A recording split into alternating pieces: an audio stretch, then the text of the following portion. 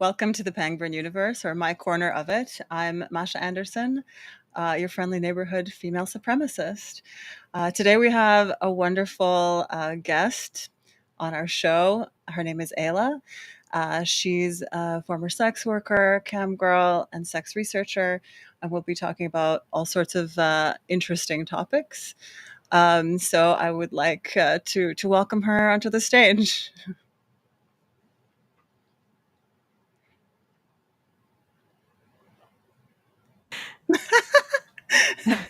Just absolute chaos. Sorry about that. We have like a new Hello. platform and everything, and I'm trying to set up a studio, which I'm sure you can sympathize with. Yeah, I'm so behind on setting up a studio of my own. I'm actually traveling right now, so this is a friend's setup. But Yeah, that's legit. I tried like many different things and just was like broadcasting for a while from a closet with like a sheet tacked up to the wall behind me, and now I'm just in my like home gym. So whatever. I guess we'll see how that works out. So I thought usually I introduce my guests, but I would love for you to introduce yourself because I think the way you speak about yourself is really an important like context for our conversation. So would you mind introducing yourself? oh man, okay. I've done this so many times, and every time I don't. I should probably like memorize the script, but no, I don't know. I've been doing various kinds of sex work for like 10 years, and then I was like, oh, what happens if you ask corny men a bunch of questions, and then turns out you get data, and then if you get data, you're like, oh no, how do I analyze the data? And then you're like, I guess I have to learn statistics, and then you write about it, you post it online, people yell at you, and then you're like, fuck, the statistics wrong, and then you have to go learn the answers, and then you iterate a couple times, and then now you are a fetish researcher. Um, yeah. Yeah. Okay. Yeah. Okay. That's okay. That's interesting because I've watched a bunch of interviews. Like I think for me, one of the more fraught ones was like you on Benjamin Boyce talking to Megan Murphy. Oh, that was terrible. Yeah, that was a whole thing. I thought that was such a mismatch conversationally, and like at the time, I really sympathized with her. Trying to figure out in what way you considered yourself a researcher, and I'm not sure that turned out to be super relevant because I don't think that you're saying that you're speaking about all men when you're talking about these sexual practices and interests. Well, no, I mean, generally, I don't think it'd be so weird to have anything applied to all men at all. That's such a weird concept. Or all There's women, majorities. right? You can draw Yeah. correlations or trends, but like, there's always going to be like somebody who's weird. Yeah, yeah. So, I mean, to a certain extent, also, I think that when I speak to women about you, there's also this guardedness about like, well, like she's saying some things that could be very detrimental for like the way that women are perceived in society. And I just want to clarify, you're also not talking about all women, right? No, definitely not. I don't think I've ever. I've never. That's like such like beyond my concept of how this works. But maybe this is like sort of like an intuition that people have that I'm not like quite processing. Like if somebody's like, oh, women are compared to men are more likely to blank. Like the thing that they hear is like, oh, now we need to interpret all women as more likely to blank, which is not true. It's not how this works. Yeah, yeah, no, for sure. And like these kind of I don't know, like fairly marginal conversations do, however, have the power to be like extrapolated onto like the general population, right? So I think that there's a fear that the kind of things that you're talking about are going to like sort of pull the larger culture in a certain direction, if that makes sense. Hmm. Yeah, and there's a lot of people that are like invested in various camps in that, right? Yeah, I think I adhere to like something like that, which can be killed by the truth should be like. And I'm just kind of maybe earnest and a little naive about it. Like if you just earnestly pursue what is true, regardless of like the implications, then eventually it's going to be okay in the end. Okay, so now we're involving some philosophical concepts. Like, so do you think that there is such a thing as the truth? I mean, depends on what you mean by the truth. Yes and no, depending on your definition. Right? Like the quote that you just gave me, like, in what way do you interact That's fair. with the truth inside of that? I think there's something like there's things that make you surprised, like the sensation of surprise that you have, like maybe you think there's like an apple behind the door, and then you open the door and you see a banana, um, and then you're like, ah, I was wrong. And there's something like if you kind of perform tests about it, if it's like impacts you in relevant ways, this is what I would consider the truth in this sense. I don't know if that is clear. Impact you. Okay, so like being surprised. So something that challenges like the status quo or the sort of Or something like that's capable of surprising you. You know, I believe in like there's like this other form of truth, which is like subject, like whatever you experience is your truth, right? And we should probably be using different words for them entirely. And that's I also think that's like in a like a kind of spiritual and like a psychedelic sense. This is true.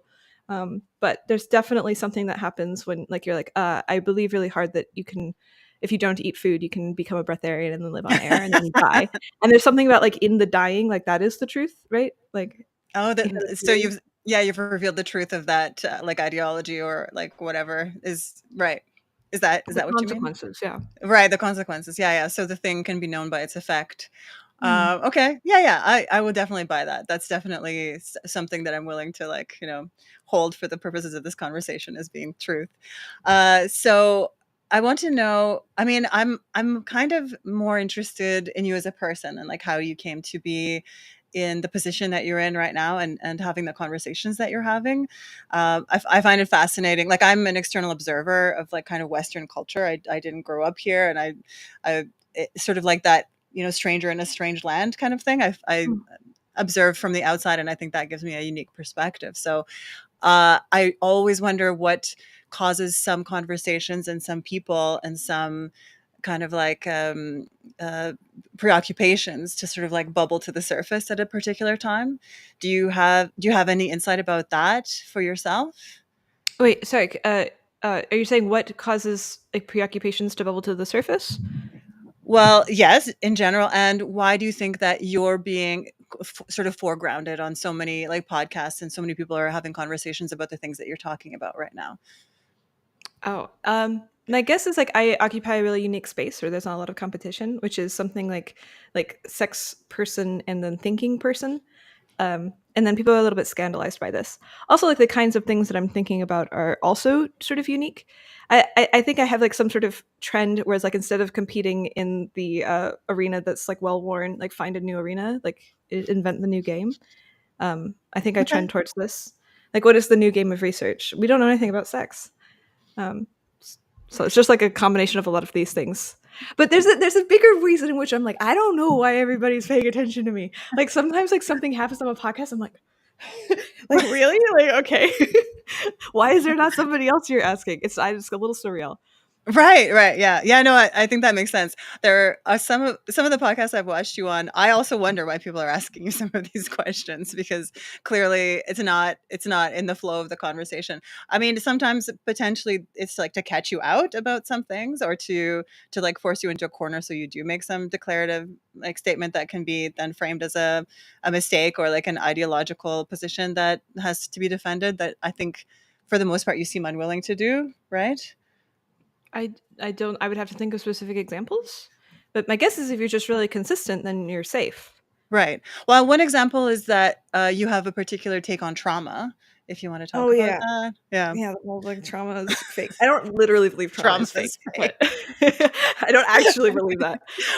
No, I mean, let's talk about it. I am down to have the conversation as broadly as possible, and, like, there are no guardrails, no bumpers, like, let's just talk about it. Like, wrong answers only. I don't care, like, let's explore. Yeah, I think there's like some kind of fun thing. Like if you try and frameworks as hats, where you sort of take on like what happens if we make this assumption and let's just like kind of embody for it for a while and argue from it. And I think this is kind of how I explore like slightly more extreme thoughts. It doesn't mean that I'm like actually endorsing it. Like I'm not sure I want to keep this hat for a long time. I just like want to see what happens if we're arguing from it. And I kind of am having this right now with the whole trauma thing. I'm like, okay, what if we just like assume that everything we've thought about trauma is like complete bullshit? Like what happens? Um, so yeah, but I like mean, interesting. Like, what's your approach to it? Like, how did you arrive to that? Like, what made you want to play with that? Have you applied it to your own life? All of those questions. I mean, like when it's personal, like I had a really abusive childhood, and then I had to forgive my dad, and I mean, forgive is like kind of a bad word for that, but like get over it in some way. And by getting over it, like the only way to do that was sort of by like reframing what the narrative about what had happened to me. So there's like a personal thing there, but there's also like a lot of it comes from reading about history. I'm like really interested in really foreign cultures. Like what are cultures that are completely different, like really ancient ones, and the things that they took as normal then are like would be considered horrifically traumatizing for now. I'm like right now I'm like really big into reading about like Native American versus like this an original clash, and so like people kind of discovering each other's cultures. And there's like a lot of accounts in like the Native American habits where we would consider this to be really traumatizing. Like the women are all cheering as they're like torturing, captive settler, right? Like, like graphic descriptions of like tearing the flesh off the bones as the person is wailing. And everybody's like, woo. And there's just like zero implication in any of this that anybody of that culture is finding this to be traumatizing. Or there's like a tribe in Africa where they have all the young boys as a coming of age, like suck the semen out of the adult men. So there's like dude, history is chock full of shit that like we would consider to be inherently traumatizing. But there doesn't, I don't know, even you could argue that like maybe they were traumatized by it, but it was repressed. And maybe to some extent this is true, but I would be shocked if it were 100% true, you know? I think an anthropologist would say that those rituals have a specific purpose, right? Like Mhm. those are kind of ways of acculturating a young person to that particular like context. And yes, many of them are meant to sort of like um, uh, not get rid of, but like to remove the focus on from the individual onto the collective in some way, like to even like break down a sense of self that an individual might have in favor of like the collective consciousness of the tribe or community or whatever. So they are traumatizing on purpose, right? So that we like the self-consciousness, whatever, flees from the suffering, from the trauma, from the pain, into the warm embrace of like a communal identity. Does that make There's sense? definitely there's something like gauntlets or coming of age rituals is like definitely a breaking down. You can see this with cults, but I think the thing you said about meaning feels like kind of important. Like the thing where I like got over, my childhood abuse or whatever. Like the way I did that was by restructuring like the meaning, because before it was like, oh, this bad thing happened to me for no reason, and then like coming to terms with it was like finding the meaning in it. Like, no, this bad thing happened to me for these reasons, and I ultimately actually like value the lessons that it taught me. And so I think like this is probably getting at the heart of it, the thing that you said, that like if you can find meaning in the thing that happened, then it's no longer traumatic, which completely is like not in line with a lot of the ways people talk about trauma. People talk about trauma as like belonging to like the event or the action itself, not in talking about the meaning making about it. Yeah, I mean, that presupposes a lot of other things though, right? Like that presupposes that the traumatized person has survived to make any kind of meaning from it, Mhm. that they've survived with enough of their cognition and consciousness and self intact to participate in meaning making systems or rituals or like consciousness expanding practices, right? Like so, yes and no, kind of. You know what I mean? Yeah, there's definitely a thing where it's like, oh, you got chased by a bear and then tortured and then you escaped, and like now, whenever you see bears, you have like a really significant reaction, and that's probably independent of meaning making. Like you could do however many stories you want about like how the bear like was actually a god or something, Sure, but your sure, body sure. has a physiological. So I think there is that thing. I don't. Uh, Oh. did I just disappear? Can you hear me? Yeah, I can hear you again. You're just kinda lagged for a moment. Okay. All right. Well, assuming nothing changed. I'm a little bit confused about how these two types of trauma like interact with each other, but I do agree it's not all the same thing. Right, right. So I think what to go back to sort of my question about your experience with it. So when people are kind of describing their philosophy, or even like sort of these like propositional like things that they're like, you described hats you're putting on, or like ideas you're trying out, one of the first things I like to ask is like, have you tried it? Like, has self experimented with it? Like, have you embodied it? Right. So clearly you have, right? Because you talked about recontextualizing your own like trauma history and so forth. And so to like flowing from that is, why do you think that speaking about it in sort of the public sphere has been so explosive? Has it? I don't. I feel like normally people would get mad at me for things like not showering and less than the trauma thing.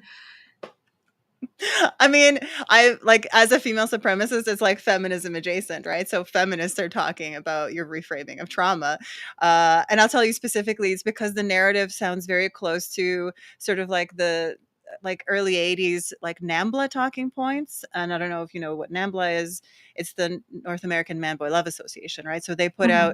they like funded studies and put out many papers to say that children aren't traumatized by being sexually abused. They're traumatized by society's reaction to that sexual abuse. So that's why it's being discussed in those circles in Yeah, that I think it's context. generally correct. Like, and I would add one more thing in this, like the traumatized by the betrayal. But yeah, Oh, okay. Can you say more about that? I mean, I read this book, the Trauma Myth, where like a woman went and interviewed a whole bunch of people who had been. Are you familiar with this book? Um, it like was vaguely ringing a bell, but I no. just want to make sure I wasn't like repeating things you already knew.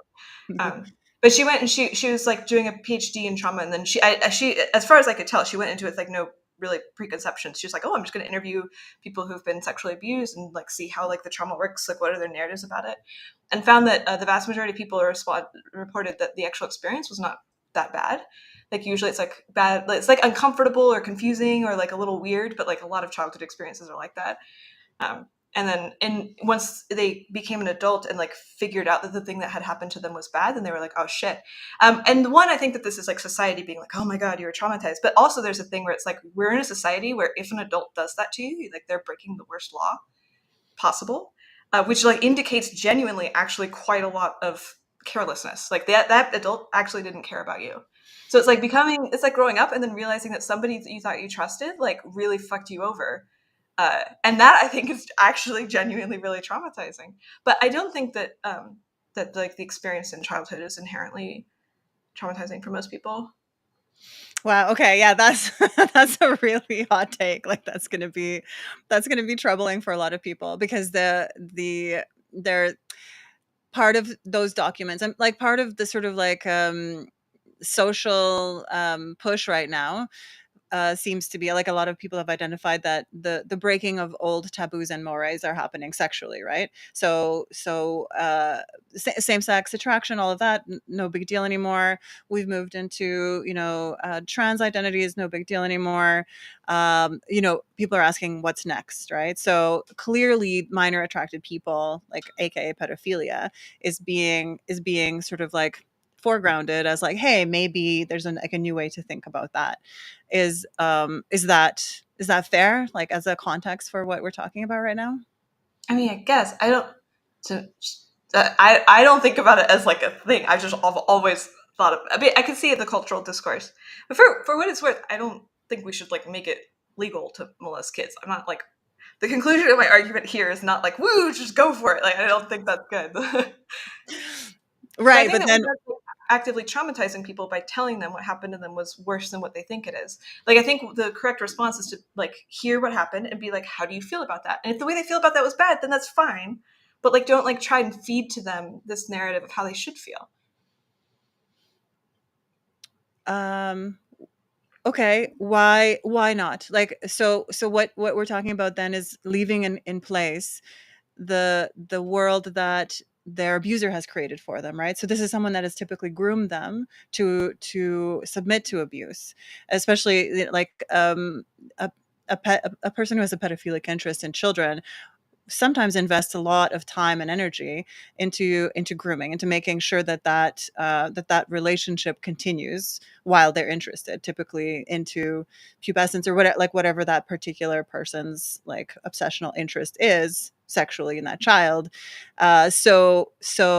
Like typically in a therapeutic context, a therapist would sort of like work with that person who had been sexually traumatized in childhood, to break apart that conditioning, that grooming that had made it okay in the first place. Do you know what I mean? In theory, like vaguely. Okay. Okay, but what you're saying is kind of the opposite, that like the breaking, the sort of like fragmenting, the chipping away at the receptive identity that the groomer has created in the child. You're kind of saying that that's creating the trauma for that I think it probably survivor. depends a lot on the specifics, right? Like, I mean, if the if somebody came to me like, hey, like I was groomed by my, like an older family member, I'd be like, so how do you feel about that? Like, what is your relationship to it? And then go from, I don't know, because like maybe it's like really bad. Maybe they're like, this was fucked, and like I want to fix it in my brain, and that seems chill. And then like, yeah, let's go to a therapist. But if they're like, you know what, I think my life is fine, then I'd be like, why should I tell you it's not fine? I don't know. Typically, there are consequences whether or not that person feels like it's fine. And I mean, I think one of the coping mechanisms, it is a cope to sort of like reject the victim identity. And that coping strategy might work for a while, but it inevitably has really, like, it takes a major psychological toll on the person. So like you can't, you're kind of, you're acting like it's chill, or like basically, fake it till you make it, has like enormous internal costs.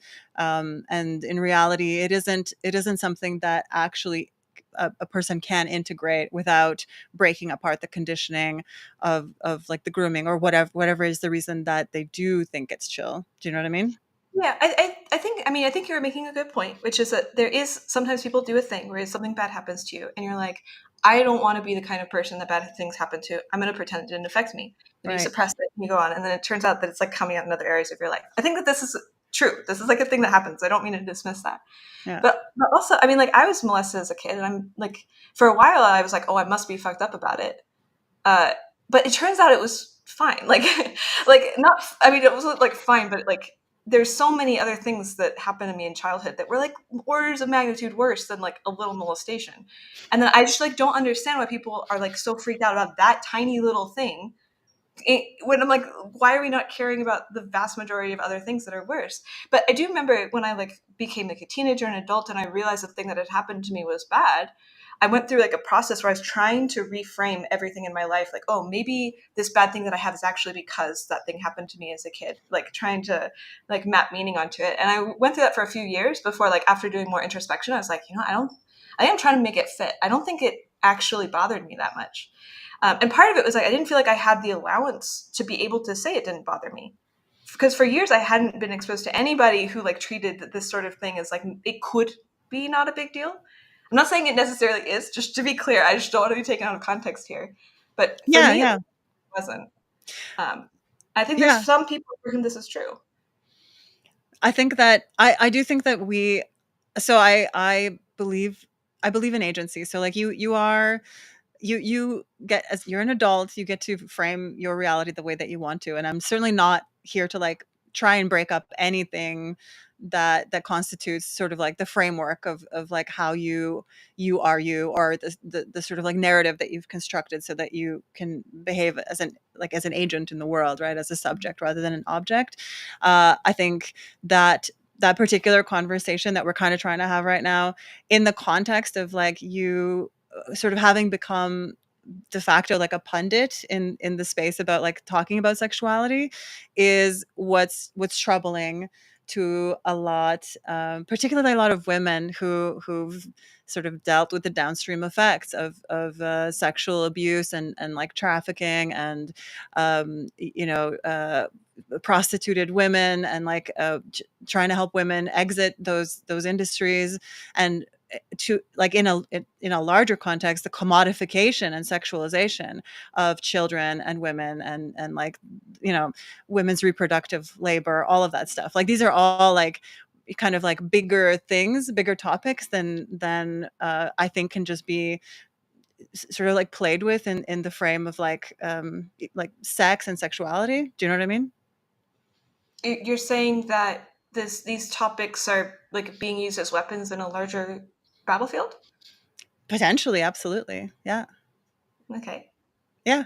And I mean, I'm not, it's up to you whether you accept sort of like the call to like what you really are already, is you're speaking in public about topics, right? And you're speaking from a certain position of authority in a way, that being both experience and having positioned yourself as a researcher, right? So those are both like fairly intense like positions of authority when we're engaging in public discourse. Yeah. Uh, sure.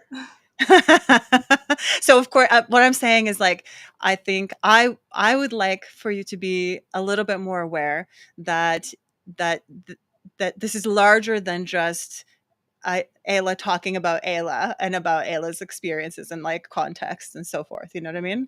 Like they those are being like recontextualized, just like you've recontextualized your own abuse history. They're being recontextualized in the broader culture to potentially advance certain narratives that are antisocial, that are destructive of like you know of like normal healthy sexuality. And so like Yeah. again, To yeah. be concrete, how so? If you do, you say like a concrete suggestion that you have for how to shift talking about it? Like, if I would like to still communicate my experience and be honest, do you have like a sense for how you think it would be better to like change the way I'm talking about it?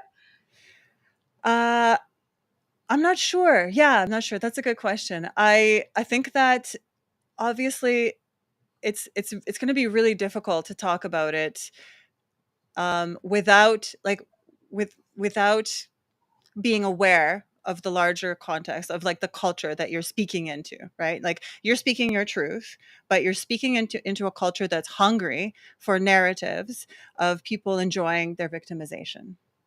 That's what I'm saying, To be right? clear, I do want to say I did not enjoy it, Okay. but No, I no, want I'm to not make a saying you small. enjoyed it, but there is a hunger there, right? Like there's a sort of like sadistic pursuit societally of like targets of sexual interest that are incapable of consent.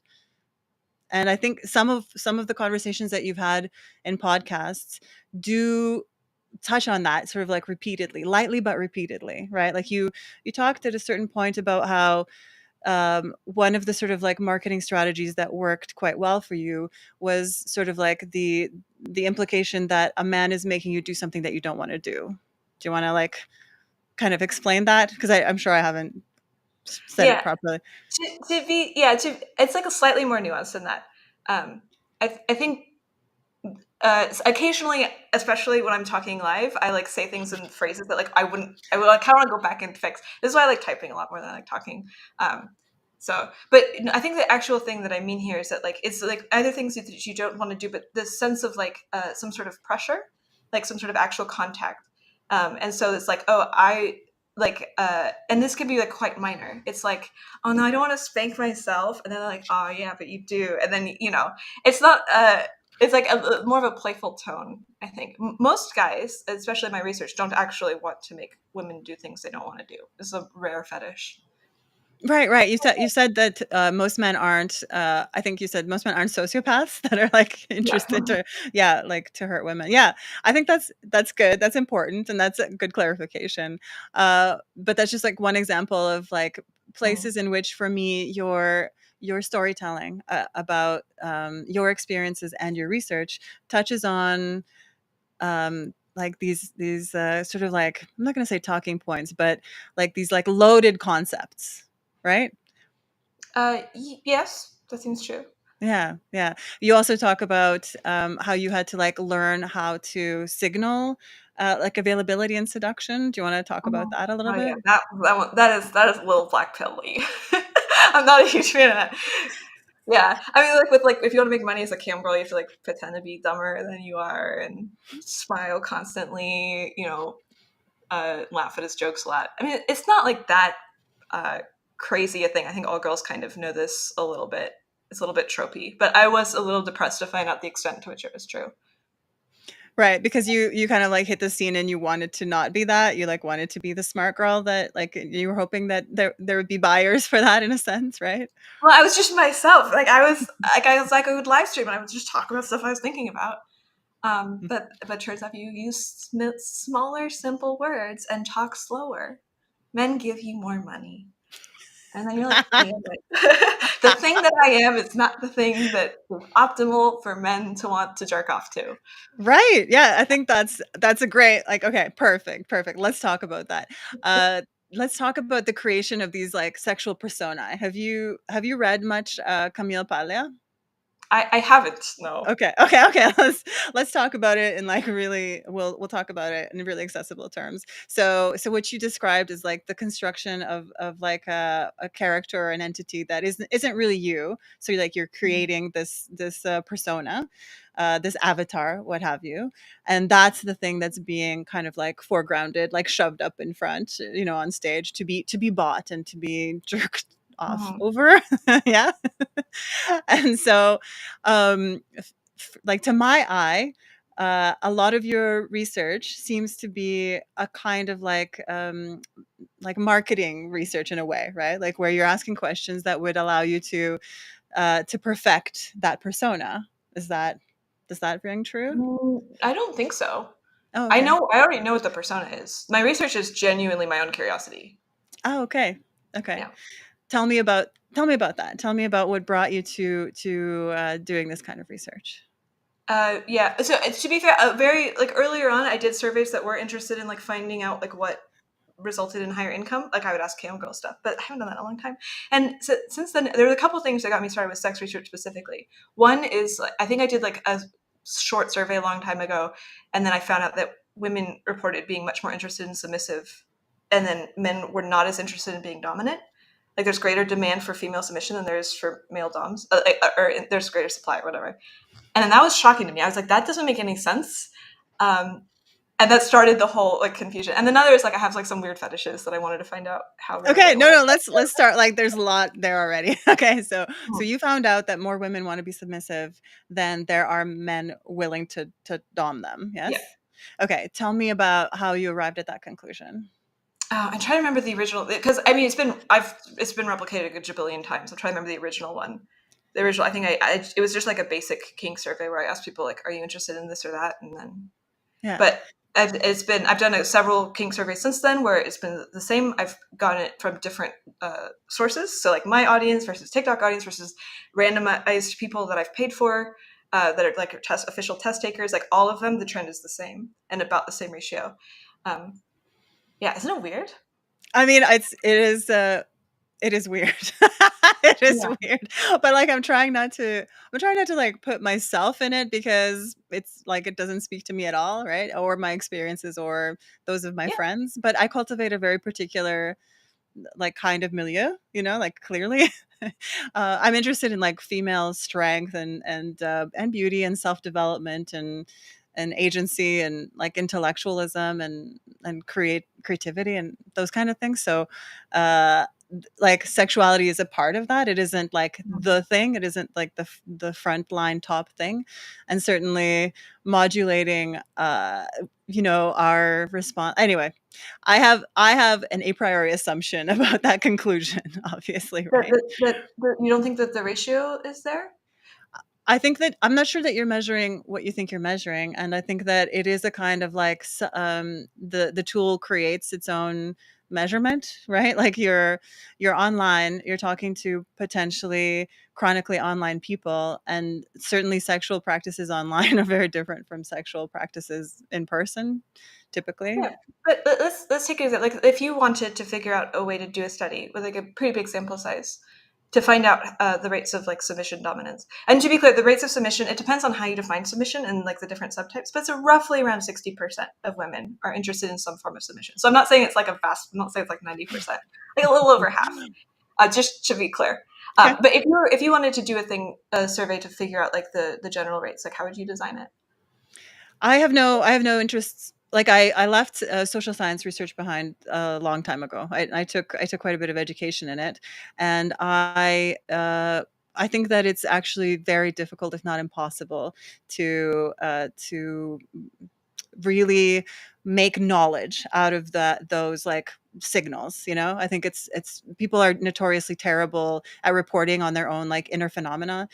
People are notoriously like there's like many ways, many things that complicate that, and many extraneous sort of like, yeah, signals that you're sure to capture. And for me, it isn't. I'm not sure how relevant it is to me, like in my life or in my philosophy or in my embodying of my philosophy. Like,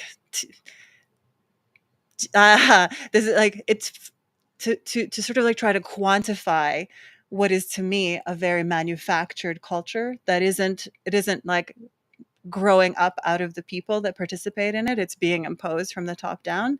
I don't know why. Why would I do that? You know? Sure, but I mean, you have like presumably ideas about the world, how it works anyway.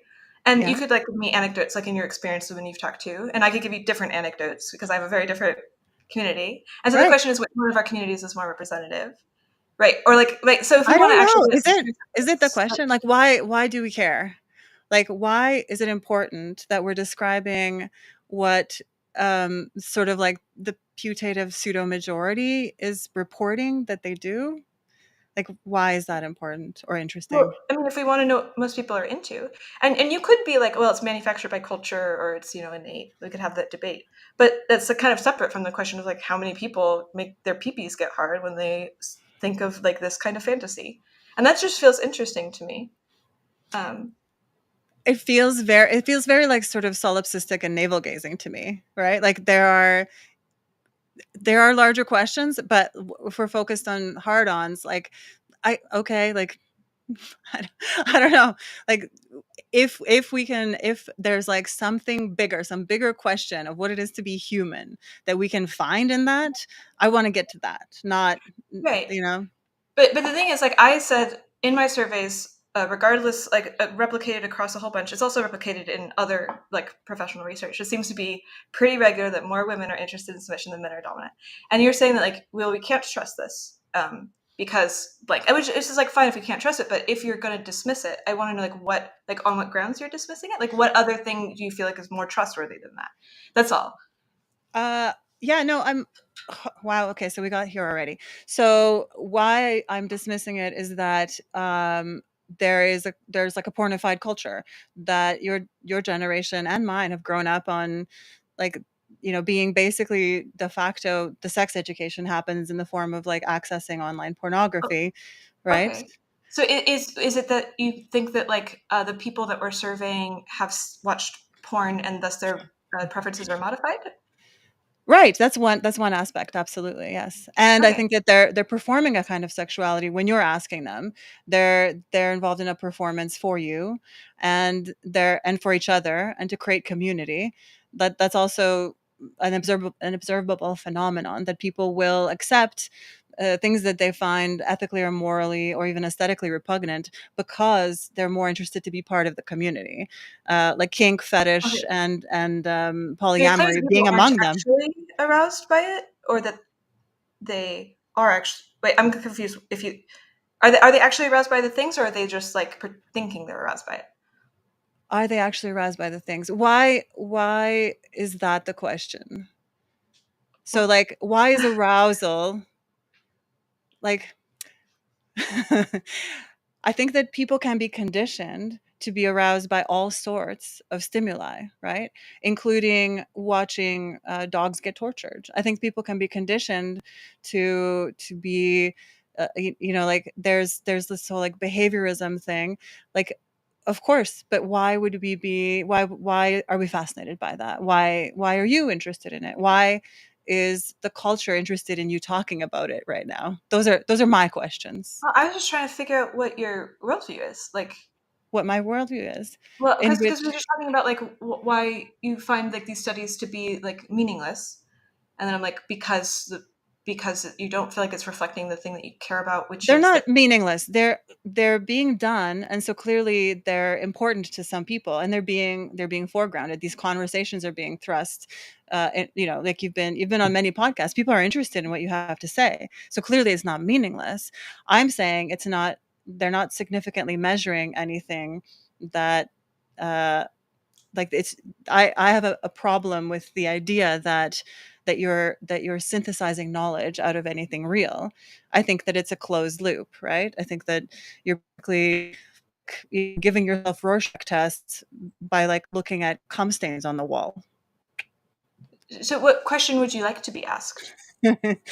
I I'm asking you questions and I want to know how we got here, how we arrived here. So it's not that I want to be asked questions. It's not that I Oh, think sorry, I that meant what question would you I'm the like holder of the people to ask truth. other people? Is sorry, is what I meant to say. So we're measuring like, oh, you know, what makes your pee pee hard? What kind of porn do you like? What arouses you, right? But you're saying that this is like besides the point. This is not the important thing about the culture. So what It's is not it's not important what about? it's not what I'm trying to get at. I'm trying to get at what's happening in the culture that's making this conversation important. Do you know what I Like mean? the conversation about what arouses people? About that we're quantifying, that we're supposedly quantifying what arouses people, and because you said PPs get hard, that we're supposedly quantifying some sort of male sexuality I that. was being a little tongue in cheek, to be clear. I Pardon? was being a little goofy. I was being a little tongue Oh. in cheek with that phrase. I mean, that's totally fair. I think if that's what we're talking about, that's what we're talking about. I don't have a problem with it, and I'm not trying to, like, I do think sexuality is important. Obviously, it's one of, like, the major human preoccupations, but so, like, to be clear, I'm not so much interested in the content of your research, right? Just because for me that would be like asking, you know, a drug company marketing executive about, like, the health and safety data on their, like, novel medical intervention. You literally have perverse incentives, is what I'm saying, There's a lot so of people without perverse incentives, and I'm that's replicating their okay, that's research. okay, that's okay. I'm not, like, I really want to kind of just, like, move beyond that, like, move past Okay. that, because it's not, for me, that's not even, like, close to the most interesting thing about you. Like, I don't, you know Okay. does that make sense? Sure, we can move on Like, if you'd like. but just because I'm not buying what you're selling, and I'm not part of the worldview that would privilege that as any kind of knowledge. Those are the two reasons I don't want to engage about it. I mean, I can cite research that's not mine, And that's like okay. on the if that helps. That's okay. That's okay. So getting back to you. So when did you find that your research and your way of talking about sexuality was kind of being, like, picked up by a lot of people? Like, what's, like, the first encounter that you had that made you realize, oh, what I'm saying is really important to people, and people really want to engage with it? I don't remember. Uh, I mean, it's like it depends on what the threshold is of people paying attention. I think the original thing that got views was the survey where I measured like the frequency of kinks by how taboo people rated them. So I Okay. did two surveys where I gave people a list and I said how taboo do you think society views this thing? Then I gave another and said like are you personally into this thing? And then charted the correlation. So you can see things that are like disproportionately taboo given their popularity and like less taboo given their popularity. And that one was the first thing that went viral. And I think it was like maybe 2018 or 19, I think. And what kind of things did people pick out that they really wanted to engage with about it? Like, what are the, like, into, like, let's get into the content. Like, what were the kinks that, like, maybe surprised people, or were that novel thing that we talked about at the beginning of the conversation, I mean, signifying some truth? like feet was less taboo given the popularity. Yeah. Like people don't find feet to be that like freaky. Like you say, feet are like a little weird, but not crazy. But it's like given that like, it wasn't super common. Uh, there's also a lot of people like are really outraged about the fact that I'm researching some of the more taboo ones, like necrophilia, or like people are like, as they see the charts and then they get like really offended. Um, Yeah, yeah, yeah. I don't. There hasn't been a ton of individual stuff though. I don't remember. This is also a while ago. Yeah, no, fair enough. I think that's one of the ones that, like, came across my feed, and I was like, wow, like, that's that's a lot. That's what made you decide to ask those questions? Was it things that you were coming across during your sort of like, engagement or interaction with sex work? No, not really. Doesn't have a lot to do with sex work because sex work is mostly pretty vanilla, in my experience. It's just like better for business. It's just, like the niche fetishes don't really pay that much. So if you want to make money, you want to be like the every girl, the super like no tattoos, long hair, minimal makeup sort of thing. Um, so yeah, didn't really come out of my sexual experience. I was just curious. I forget why I asked about tabooness. Because I originally came with this idea like many years ago, so I don't actually remember what sparked it. Do you have an interest in sort of, like, breaking down some taboos? Do you think that's a worthwhile sort of, like, a project of how you want to engage with the larger community? I mean, it depends on the taboo. If it's I don't like. I like taboos that are against things that are harming people. That Mhm. seems good. If it doesn't harm people, then I'm like pretty chill with it. Uh, I and I think it's like because I grew up with so much sexual shame. I know a lot of people who also have, and a lot of the things like having sex with people is something that would have been considered hugely taboo in my original culture. Um, and I'm I feel much better and freer now that I'm like, you know what? I'm not wrong for the thing that I'm experiencing. As long as I'm not hurting anyone, I anything I feel is okay. That's great.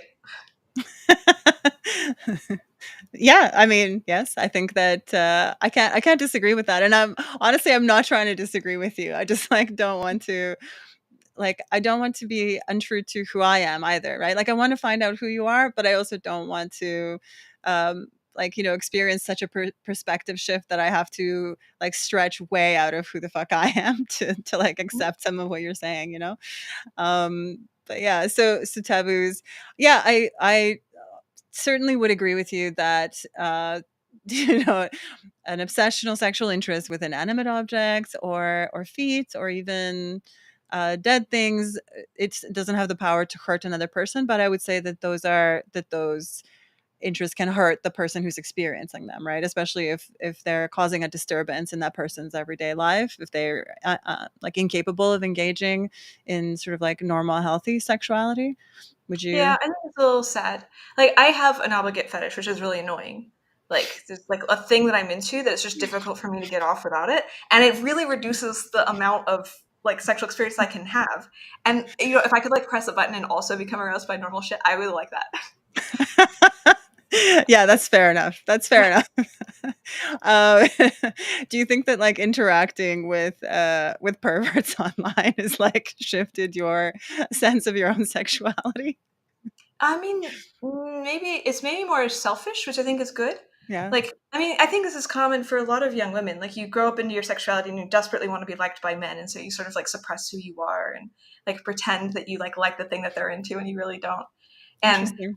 and it was like a little bit of a reversal for me because like I became an escort and I was like having sex with men for money and just doing a whole bunch of stuff that like I didn't organically like love. I'm like the whole experience being like attuned to what do you want, like trying to figure out exactly what would make them like you the most.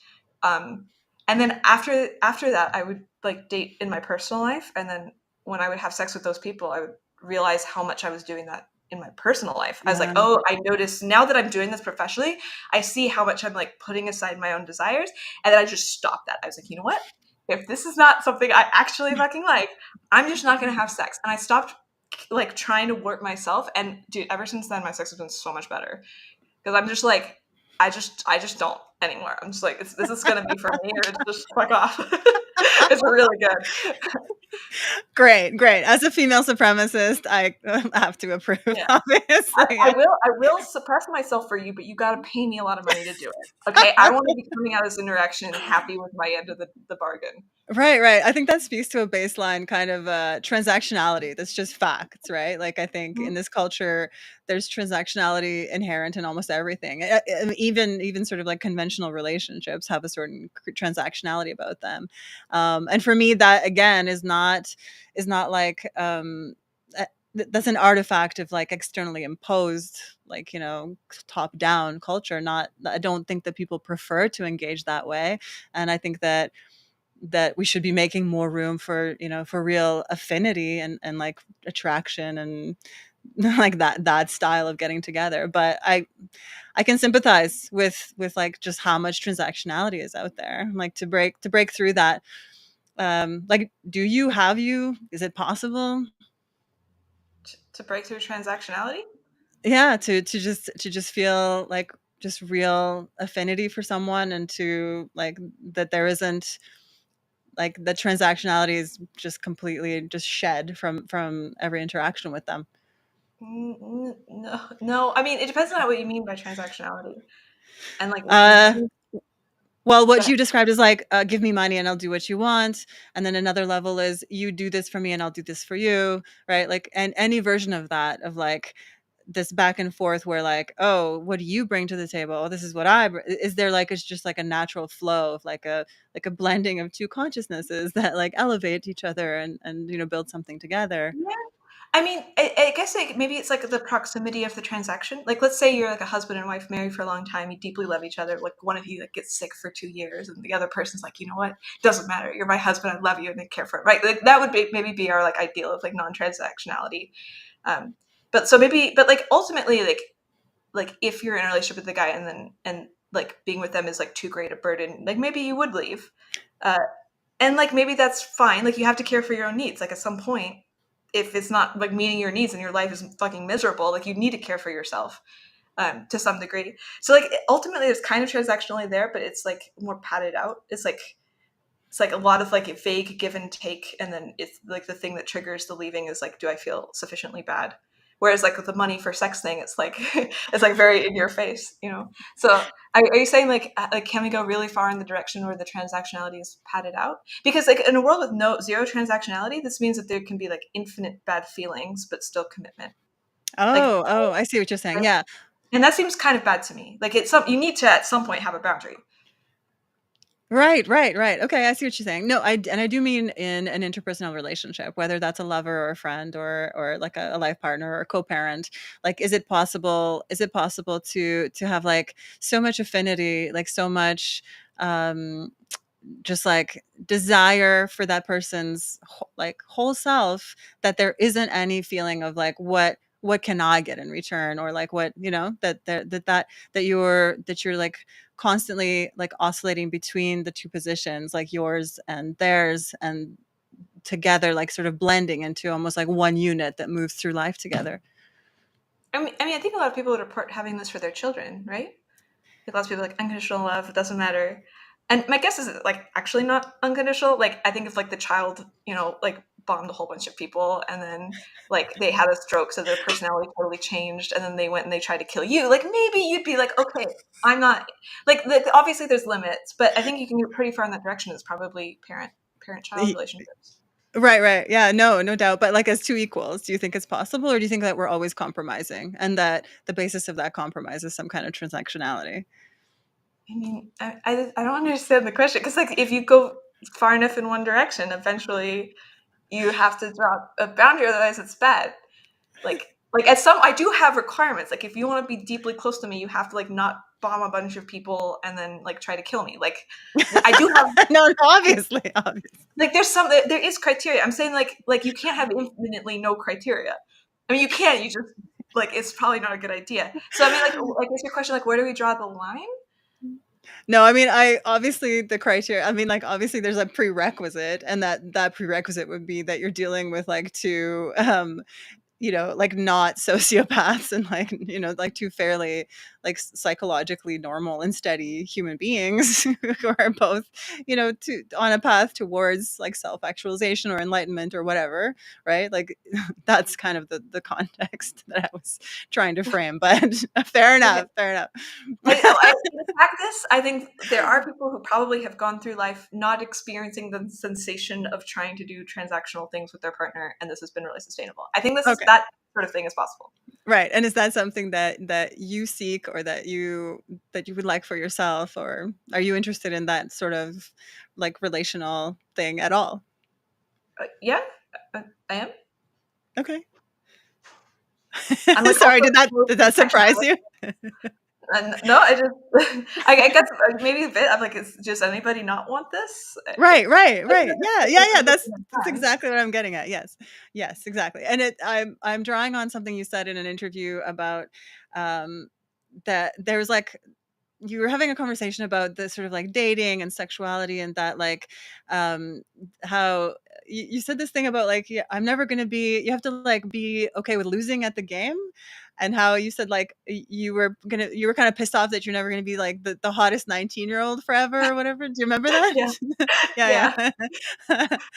And that like ultimately that's what life is all about, is like engagement in that game, right? Mhm. Yeah. So then obviously my question would be like, is but what is the purpose then, like, of the end of that game? Or is that, does that game ever end? Or are you just like constantly creating, like, like you maxing out the attributes that would make the character that's playing that game the most successful, right? Like, where do you get what I'm saying? Yeah. I mean, it's kind of an infinite game. Like the point of the game is to play, not to win. And like there's a way where it like kind of sucks when you're not like when you're failing at the game, but like I don't know. I enjoyed the journey.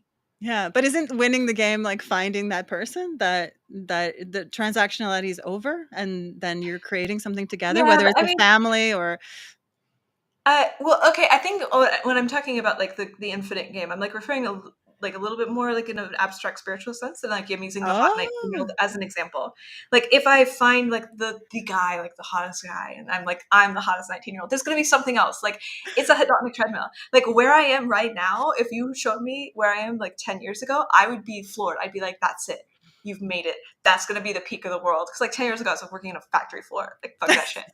I'd be like, holy shit, you're like wealthy beyond my wildest dreams. And like now I feel like I'm poor. It's crazy. Like you get to where it is and you're just like it's just the infinite uphill trudge of trying to get to like some place that's better than where you are now.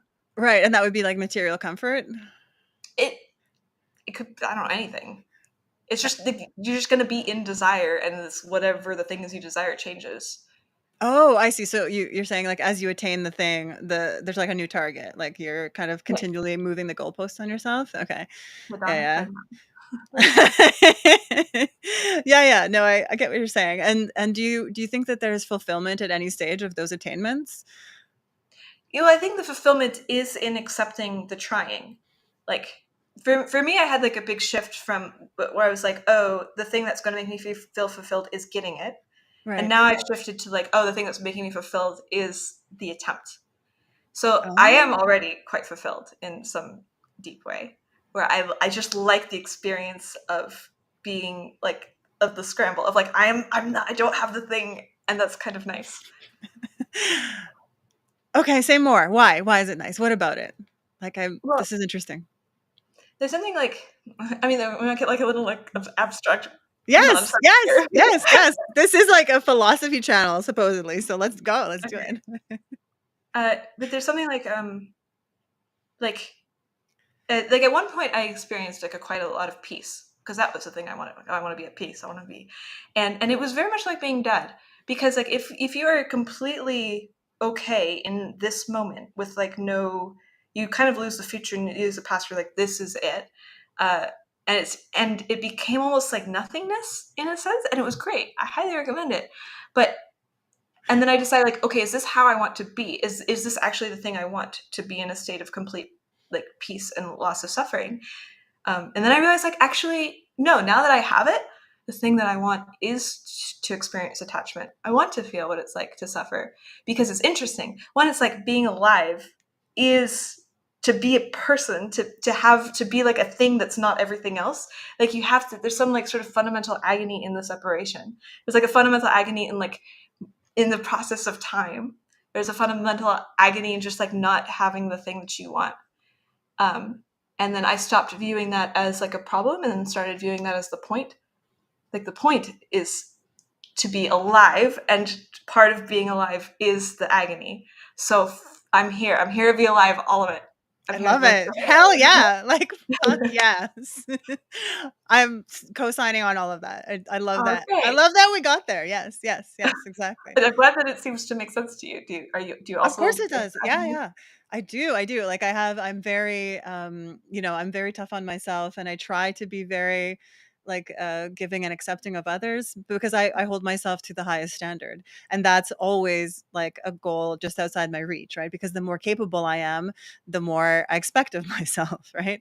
So I totally get that. And there's a for me I am quite hedonistic in some aspects of my life. Like I could see myself pursuing pleasure, like, sort of like limitlessly. I my the way that I'm made, I'm very capable of experiencing a lot of pleasure. And I've had a lot of wonderful experiences in my life, but the pursuit of pleasure, it turns out for me is not enough. So apply like extreme self-discipline to other forms of my life, and that turns out to be much more interesting and much more integrating and much more like valuable to me than just the pursuit of pure pleasure. And then the two, that duality, right, of pleasure and pain, of like suffering and attainment, like absolutely, I think that oscillation between the two is probably like where I'm finding my balance. So yeah, it Nice. like 100% spoke to me. Yeah. Oh, that's great. That's great to hear. Yeah, A lot of people I say that and they're like, okay, even though yeah. I I would guess that people maybe aren't prepared to hear some of that, right? Like I mean, that's why I wanted to have this conversation with you and like open it up beyond the topics that you've been so extensively questioned about, right? Because you're clearly a very capable thinker, and I want to know more about what's behind there. Like what are your drives? Like where are you going, right? Like where have you been? Where are you going? Those sorts of things, right? Yeah. Definitely a formidable female force, I would say. So, yeah, that's why I want to know. I want to know like what are some of the practices that you have that bring you peace and that help you to sort of like integrate everything that you've experienced and learned. I'm over peace. I'm done being at peace. I try to avoid Like even practices. for a minute, you're not allowing yourself like even like a little bit of downtime. Like, Well, I mean, like you know, like to be clear, like when I mean peace, I don't. I also mean a thing that like is at peace with a lot of pain or intensity. It's just like the part, like the deep part of you that's okay. And yeah. I'm not. I don't. I like occasionally I'll meditate every now and then, but usually it's for troubleshooting purposes, not for like. Say more. I mean, sometimes you get like a hang up about something or like you get triggered by something and you're like, oh man, I should probably go like figure out what that's about, and then you go have to sit down and go like look at it. Oh, in that sense, yeah. Yeah. Is that like somebody who's just going at a shaker cup in the back? The cat is the Oh, automatic food dispenser. nice. Yeah, meditation. And is that like, yeah. How did you arrive at that? Like you seem pretty methodical in the way that you apply like various modalities. So how did you decide that like meditation was the thing? Well, I mean, I didn't actually mean it for it to be meditation. I just there's like a thing where it's kind of like let's say you have like you're in a house and then in one room like something falls over and then you have to go open the door and like look in there and like what the fuck is that? It's just like seems like the thing to do, and then but if you do it internally, people call that meditation. Like something Oh, falls over and you're like, okay, wait, what was that? And you go like that for a while, and then right. where So you like, get still and then you quietly observe the. yeah, yeah, yeah. So like a kind of metacognition. You're trying to observe yourself observing the phenomenon of like whatever's happening in your life. Yeah, like close. Yeah, or Yeah. yeah, and usually it requires like sitting there and then just like doing that for a bit, um, which is what I was doing on psychedelic when I used to do psychedelics. I would do that a lot. Yeah, yeah, me too. Oh, nice. Yeah, yeah, I definitely there like I had a time where I was like a psychonaut. I just thought like, "Oh no, I don't wanna explore out there. I wanna explore in here. I wanna like get deep with myself. I wanna That's figure things good. out." Yeah, yeah. I mean, but for me, I found that those like self insights, like, I mean, that's anyway, weren't durable, right? Like I would come out of the trip and be like, "Oh my God, like yes, I know everything and I spoke to the ancestors and whatever." And then like 3 days later, the same old shit would be happening in my life. But like, Yeah, I think it's highly variable. So when I took LSD, I was like, "Oh, this is the best thing ever." I fed it to a lot of people, and it turns out they had very different responses. I think just there's something about my brain that makes LSD work for me, and for me, the insights were lasting. Like they like actually like I had clear, very large shifts in my life and my behavior that were permanent. But it depends on who. Like for some people, it just strikes differently, and like maybe like a different drug would be better for you. Some people report they get yeah, like I mean, anxiety or whatever. psilocybin for me is really good. I get along very well with Right. it. Yeah, Cool. not Yeah. so much LSD and not ketamine. I don't know. Have you tried ketamine? I'm not a big ketamine fan No, either. no. I have a lot of friends who like it. It's like okay. I think ketamine seems like from friends that I've watched, like take it therapeutically. It seems to really help people sort of like integrate some trauma or like have the distance from the Yeah. experience, like viscerally to kind of examine it. But other than that, no, I'm not usually like interested in feeling less. I'm like, I want Yeah. to be more present. I want to be feeling more. So yeah, same with like anything that is like a depressant like alcohol, or I don't really have experience with opiates, but it seems like a similarly kind of like shutting down of the sensory apparatus. Not super interesting to me, but yeah. Yeah. So I this do like journey. alcohol, but that's because I like feeling more. I'm like bad at being socially gregarious, and alcohol helps me do that. But Are very you? target. I don't think you are. Like we're having a great conversation. I don't know. Yeah, but this is like a narrow. So I have like really weird hangups around socialization. This is like Oh, a goal. This is recorded. We have purposes. You have questions. It's structured. Very different. But if you're at a party, what the fuck are you doing? You just walk around and you're like, what's the goal? I don't know. That's like why I started developing Asshole, which is the card game, the question card game I have. Because I would be going to parties and be like, I don't know what the fucking point is. So I would just start writing down questions and then doing live yeah, surveys. cool. Yeah, yeah. Do you want to talk about that? Your game? As well, yeah, it's a. I co-founded it with I guess he's Moon Boy on Twitter. It's a deck question of cards. Deck a card. Yes, deck of the words I'm saying make sense presumably. And we selected the questions based on like really large data sets. So I had like a collection of many thousands of questions, and then a whole bunch more open-ended ones. And we did a bunch of play testing and had a bunch of people rate them on how much they would want to hear other people answer, not yourself. Very different. And then we assigned some points for like if they were more likely to split 50-50 of respondents. So the questions that are more likely to split the room in half are more likely to be answered differently by gender. So some of the ones like men and women really disagree on, and that was like those were more likely to be incorporated into the deck. Uh, That's so yeah, really it's great. interesting. I think it's the best one. I've like tried a bunch of the competing question ones, and by far, Asshole is it's just really good, way That's better. really. Where can we find it? Is it like already out or? Askhole.io, Okay, cool. askhole.io. Yeah, you can just order it. That's a great name. Yeah. Do you want to do like we have 20 minutes? Do you want to like do a few questions? From Do you I have don't it have it. handy? Oh no. There's actually there's an app online. It's free. You can just go Okay. to askhole.io and you can join the same room. Um, I am like a little sick of the Asco questions because we made it Oh years yeah. ago, and but I mean we can't. It can't. Do you remember any that like are there any that stood out that we could like Yeah, just that's, I do? mean, one of my favorites is like, what's your most controversial opinion according to your peer group? That's Because then a you learn great about your one. peer group and them. Like, if you had to fuck a cow, would you rather fuck a dead cow or a live cow? Uh, No, that's a terrible question. yeah. I'm There's from like the Balkans. Like, if you ask that question at any party that my family was at, they'd be like, "This is a degenerate. Like, we have to leave." Like, this is like, yeah, it's a very degenerate deck of cards. Or one, okay, maybe okay, if that say a sex worker has sex with a man under expectation of payment, when he leaves, he takes the money back, steals it, and runs. Does this count as rape? yes. Yeah. So this around 20% of people say yes. Oh, Yeah. wow. Who says no? Uh, other people? Okay, other people, yeah, people without a sense of ethics, I guess. I don't know. I mean, I think it's just people have really different conceptions about like how transactions work and like what counts as rape or not. I did like a rape survey where we had a bunch of, and I think that was one of the questions where we gave like kind of unclear scenarios, like people could interpret either way, and how people rank them.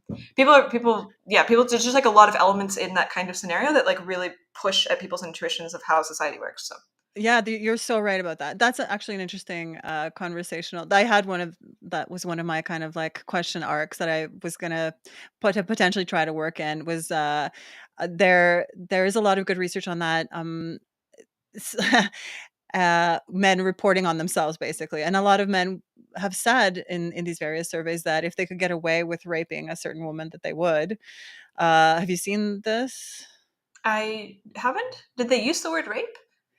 No, Years no, ago? that's a good Okay. catch. Yeah, no, I think they used some sort of like scenario where like the woman was incapacitated, incapable of consent, Mm, right? yeah. What are your thoughts on that? Is that something that you've seen in your research as well? I haven't, but I haven't asked that specific question. I've asked people if they're aroused by the thought of rape, like doing that, but without using the word. I used like would have what sexually, Yeah, yeah, But yeah. usually the usually it's not a very high percentage of men are interested in that, which is why I'm like surprised. I would want to read the methodology to see. Yeah, yeah, yeah. I should have queued it up to show you. Another thing that was interesting to me, and this was like one of those magazine surveys. Again, dubious, but like for me, interesting because of the question, because of the like the the opportunity to engage about the topic rather than like again. Obviously, I don't believe that they're measuring anything, but but it's an important question that's being circulated in the culture.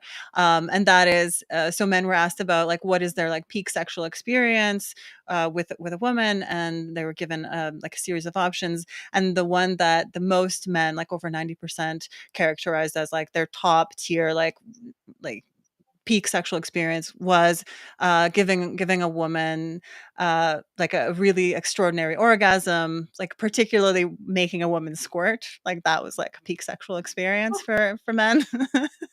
I can see So, that. yeah, yeah. What do you think, why do you think that is? Do you think that men want to give women pleasure? Like, let's talk about that. Yeah, I think so. I mean, I think it's like generally like high male status is like, you know, the woman, the trope of the woman like leaves the bedroom stumbling and being like her hair messed up, and like now she's like hooked on his penis because penis is so good. Yeah, yeah, yeah. That's very much like Destigmatized. the Yeah. male ego, which is actually kind of nice. I like that. I like that. And I really found that with my escorting too. I found that probably roughly 80% of men seemed like genuinely interested in like giving me sexual pleasure. Like it was aligned with their own pleasure to give me Yeah. pleasure, which that is nice. Yeah, That I becomes totally a agree. more Yeah, yeah. Yeah, I mean, that to me speaks of like a real kind of like pro-social sexuality, right? Like Mhm. one where it's like bonding is possible, and like, like clearly mutuality is possible. Were they able to tell when you were faking orgasms? If they did, I don't think they said it. Right. Some I got the impression like this doesn't even matter. Like some people use like they just clearly, but it's a minority to be clear. There's like definitely where you're banging them and they have a very misguided view of like women's responses during sex. Oh. Like there is such a thing as like kind of being trained on porn. I think I'm like more like bearish on how much I think porn is like fucking up men's brains, but there's a subset where I do suspect that this is true, and I encountered that. Right. Yeah, yeah. What kind of things were their expectations where it didn't meet reality? So like coming happens really fast. Right. Um, is the big one. Like you don't have to do that much, or like going straight in, or like assuming. A lot of the problems was when they seemed to try to fit me into their fantasy as opposed to actually listening to what I was doing. So they would like be like, "Oh, do you like that? You like that?"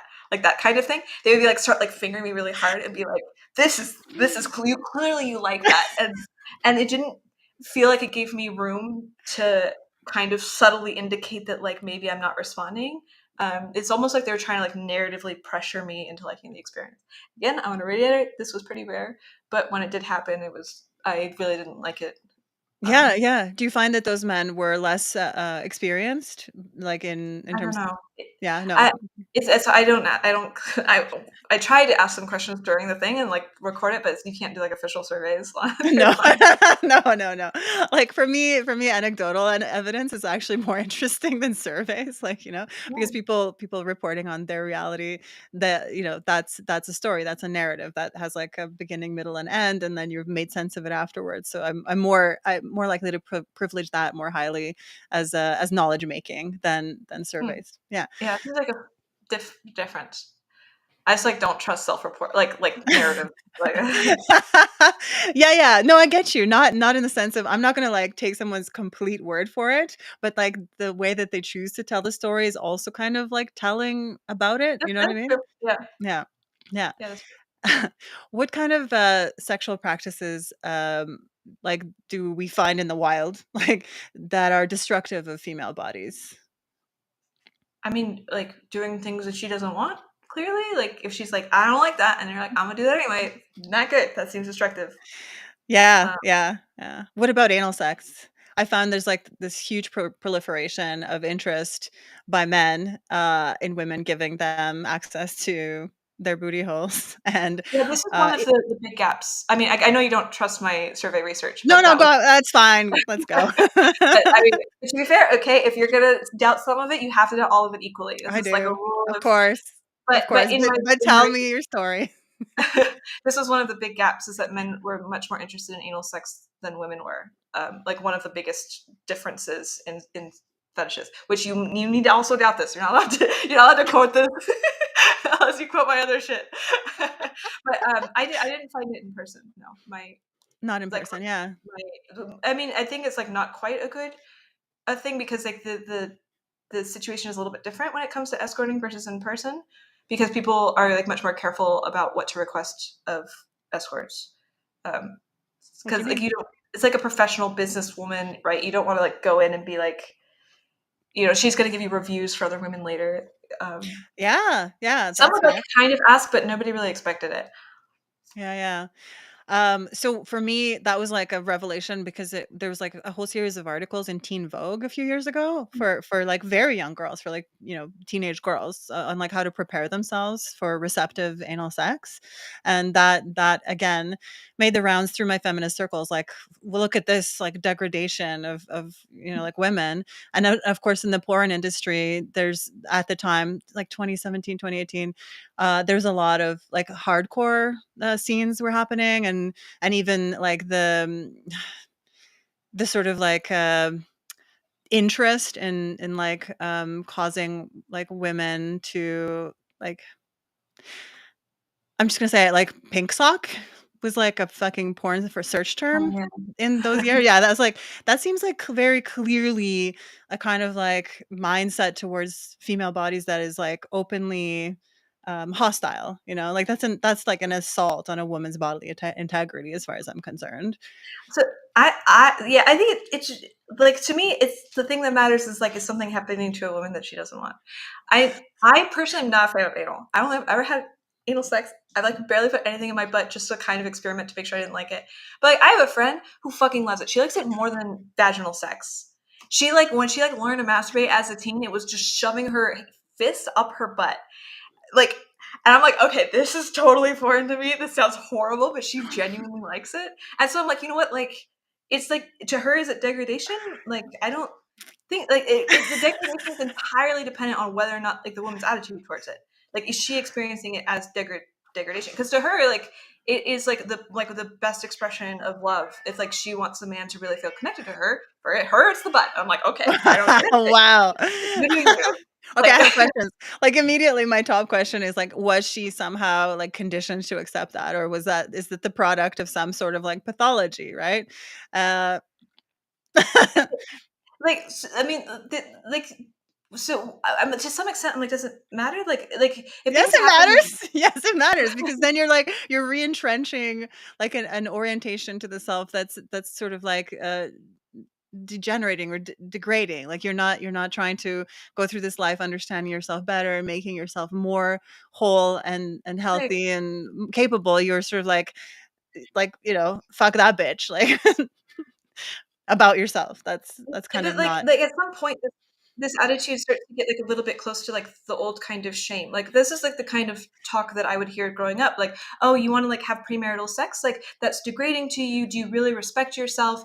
Like this is like you must somehow be harming yourself. And at some point, you just have to be like or like they say premarital sex is like the kind of the result of a pathology. Like you must be deviant in some way or broken to like this. And like at some point, you just have to trust women.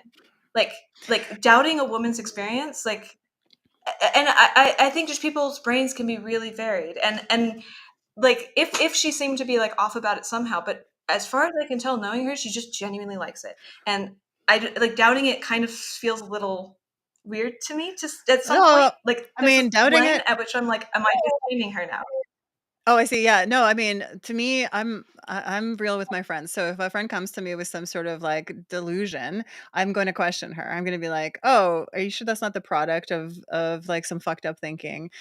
Because that's not doing her a favor. Like, just going along with her delusion isn't really doing her a favor. The other aspect of that is I've had friends go through like terrible addictions, and so the thing that feels good to my friend might be like just like slamming heroin all day, every day. That feels really fucking good to her. And she loves it. And she is telling me that that's just like how she was born. She's like, she found that drug and it was her drug. And that's all she wants to do with the rest of her life is find ways to access that drug. But it is incredibly destructive. So am I going to like trust her to like reframe that experience as a healthy one? No. Like I'm going to fight for her life because I love Right. her. Yeah. But how do you differentiate then? Like if you have like Christian conservatives telling me that like premarital sex is degenerate and actually going to hurt me, like they have a conception of harm, and like I could hypothetically imagine them saying the exact same thing that you are saying. So how do we differentiate them from you? Like how do I That's not use okay. the way that I'm dismissing them, the role of I could use the same to you. So what's the difference? I'm not sure that I'm interested to be that differentiated. I think people are allowed to have, like we talked about boundaries earlier, right? And you were telling me that, you have to have like boundaries. You can't just accept someone completely, et cetera, et cetera. Similarly, I think that shame plays an important role in society, and some things are worthy of being shamed. And society does get to set its rules about what is shameful behavior. So if you're going to function inside of a community, right? Like you can decide to externalize yourself from that community if you're not willing to behave according to their mores.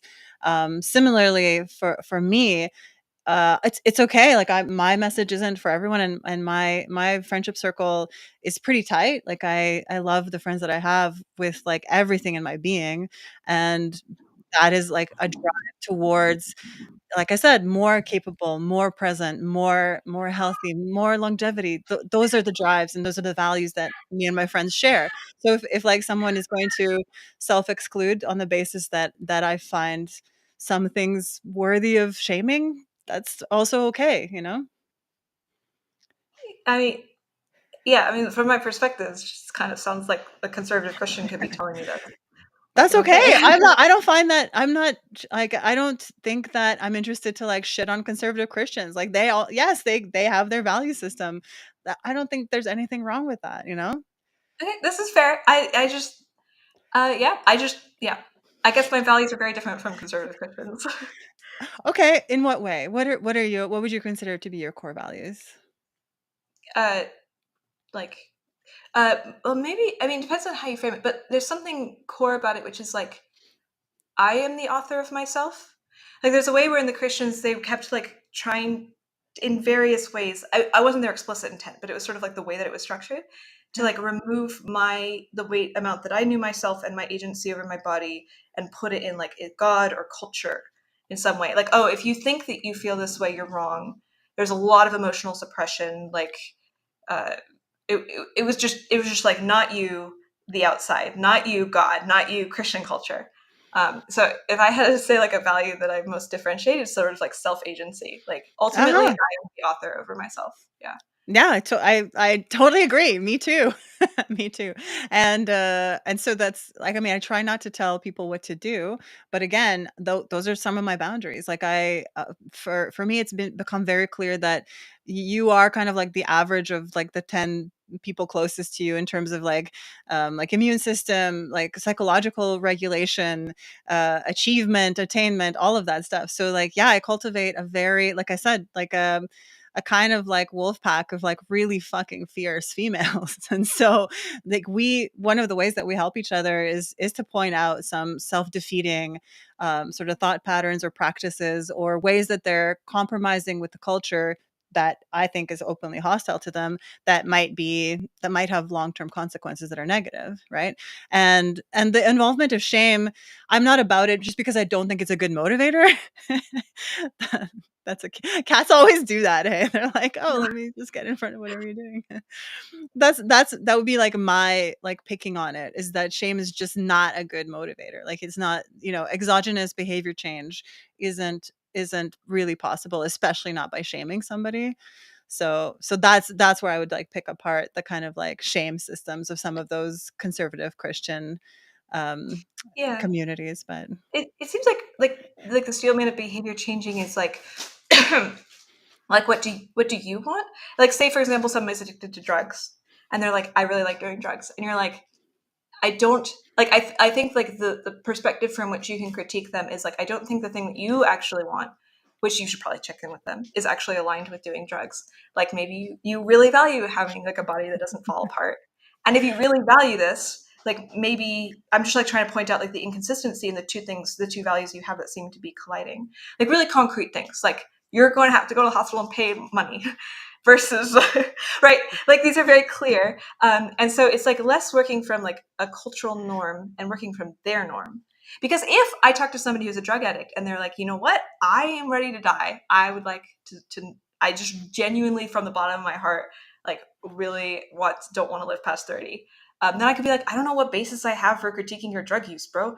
I'm simplifying a little bit. That maybe that's a different, like maybe the crux here is that you're like, you think that there's like norms that are good for them regardless of their own value set. Yeah, I'm not believer. I'm not about like there's a kind of American like super individualism that is not real for me. Like it's just like something that I don't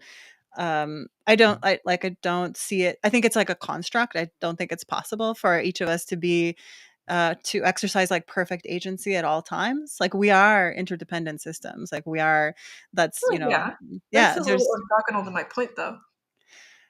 no, but we're talking about agency, and agency is compromised by all sorts of things, including addiction. Like agency is you don't have total agency because you don't have $1 billion, for example, right? You can't always have exactly what you want, and so agency is constantly modulated by various external factors.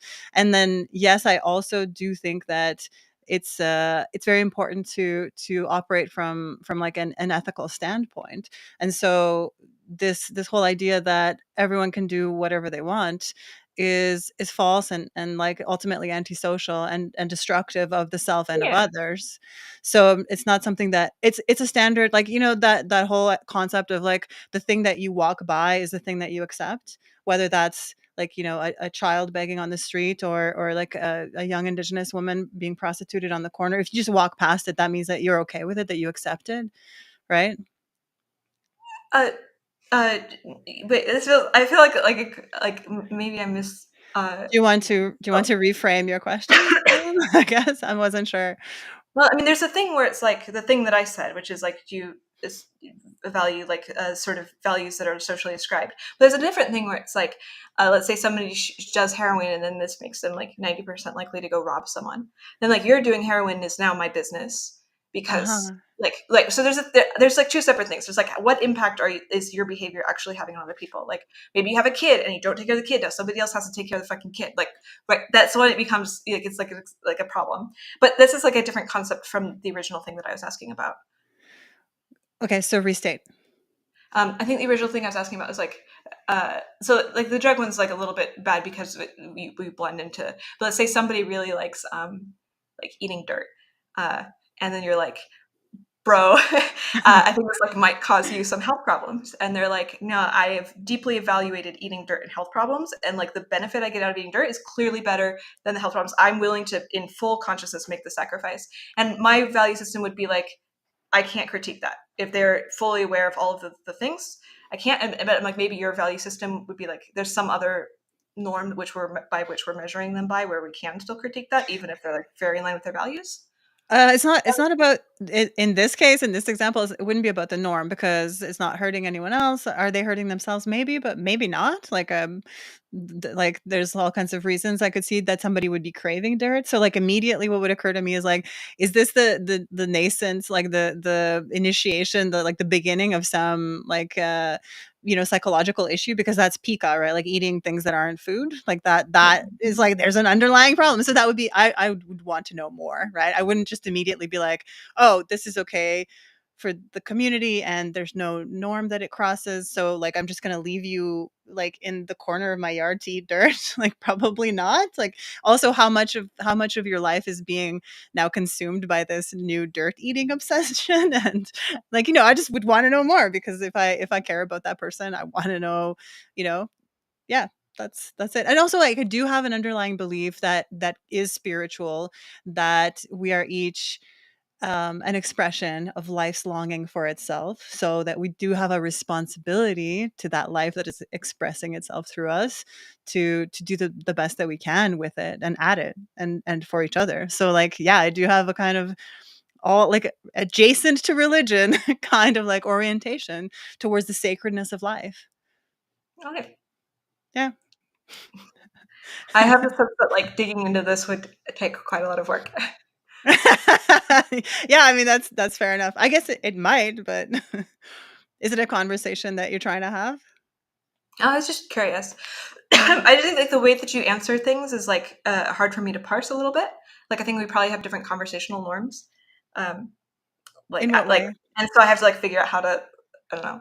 I was like, okay. I just like had the realization that like I'm gonna have to like work through like the our different languages in some way. Oh, yes, yeah, yeah. Like English is in my terms of third responding to language. like, very Yes. broad kind of things. Like I'm trying. I think I tend to go for concrete examples, like eating dirt, and then often your responses to my questions have been sort of like. So like, Yeah. okay, we have different like ways of thinking about this. Right. Yes, yeah. True. I'm trying to like my basis is like larger philosophical theories and like, things like integral theory and systems theory and stuff. Like so I am looking for the bigger thing. Like the smaller phenomenon is not interesting to me in itself. You're right about that. I'm looking for it as like how is an expression of something larger, of like a larger dynamic or cultural shift or like even vibe. Like I don't care what we call it. Like I want to know where it is in the flow, like and what's happening with it, right? Yeah. I think the way I think is very much like let's design a diagnostic test, run the hypothesis, do the diagnostic test, Yeah, there's a pass the yeah. check, yes or no, modify and reiterate. Like that's very much the way I think of things. So yeah, very different languages. That is totally fair. We're at 90 minutes, so I like, I think we've had a great discussion. It's taken us all over the place, and I've abandoned some of my questions, but I really enjoyed talking to you, and I Yeah. hope that I hope that our audience will get something out of this, and yeah, I would actually love to re-engage on some of this with you in the future. If you're Yeah. interested, maybe you're more interested in like discrete and specific phenomenon and measuring them, but like It's I'm just interested in what is your yeah. bigger philosophy? Yeah, I enjoy talking to someone who like both disagrees and like is reasonable. So like occasionally some people disagree and are like angry or something, but Yeah, it's nice to have like the good combo. I swear, I promise I'm not angry. I'm genuinely interested in Yeah, what you're I didn't think saying. you Yeah. were. I want to know more. Yeah. Cool. No, All thank you right. so much. Thank you. That was lovely. Okay. Goodbye for now. And to our audience, we have more shows coming up. I have another interview tomorrow with Chris Ryan, who wrote Sex at Dawn. So this will be an interesting sort of like continuation of our conversation right now. And that is all. I'm going to ask our like production team to go ahead and shut this down.